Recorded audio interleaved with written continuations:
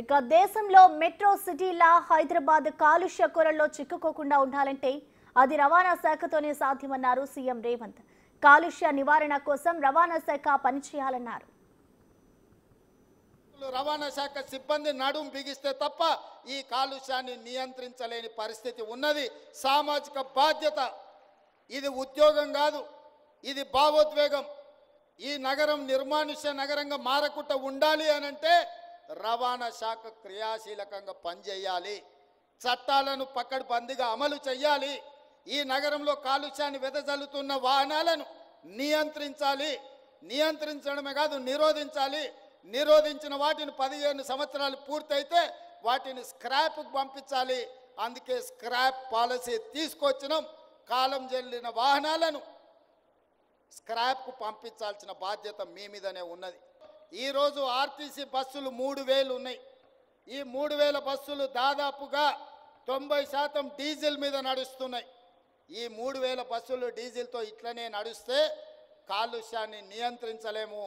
అందుకే రాబోయే 2 సంవత్సరాలలో అన్ని ఆర్టీసీ బస్సులను ఔటర్ రింగ్ రోడ్ అవతలికి పంపించి 3000 ఎలక్ట్రిక్ బస్సులు కొని ఈ హైదరాబాదు నగరాన్ని కాలుష్య రహిత నగరంగా చేయడానికి రాష్ట్ర ప్రభుత్వం అన్ని విధాలుగా ప్రయత్నం చేస్తుంది.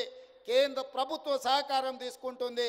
తొందరలోనే 2 సంవత్సరాలు పూర్తి చేసే లోపల 3000 ఎలక్ట్రిక్ బస్సులను కొని హైదరాబాదు నగరంలో ఔటర్ రింగ్ రోడ్డు లోపల డీజిల్తో నడుస్తున్న అన్ని బస్సులను ఇతర ప్రాంతాలకు తరలించి ఈ నగరాన్ని రక్షించడానికి పూర్తిగా ప్రయత్నం చేస్తాము. ఆ దిశగా నేను మీకు హామీ ఇస్తున్నా. ఆటోలోళ్ళు పాపం గిట్టుబాటు ధర లేక డీజిల్ బదులు కిరోసిన్ పోసి నడుపుతున్నారు.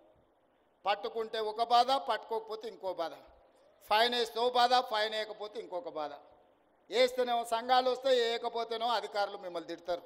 రవాణా శాఖకే ఉంది. పట్టుకోకపోతే ఎలక కోపం, ఇడిచిపెడితే పిల్లి కోపం అన్నట్టు 2 దిక్కుల మీకే ఇబ్బంది ఉంది. అందుకే ఇవాళ నేను మా రవాణా శాఖ మంత్రి గారికి సూచన చేస్తున్నా. ఈ డీజిల్ ఆటోలు అన్నిటిని కూడా ఔటర్ రింగ్ రోడ్ అవతలికి పంపించండి. వాళ్ళందరూ ఎలక్ట్రిక్ ఆటోలు కొనుక్కుంటే వాళ్ళకి ఏ రకంగా మనం ప్రత్యేక పథకాలు ఇవ్వగలమో వాటిని మీ అధికారులతో మాట్లాడి ఒక ప్రణాళిక తీసుకురండి.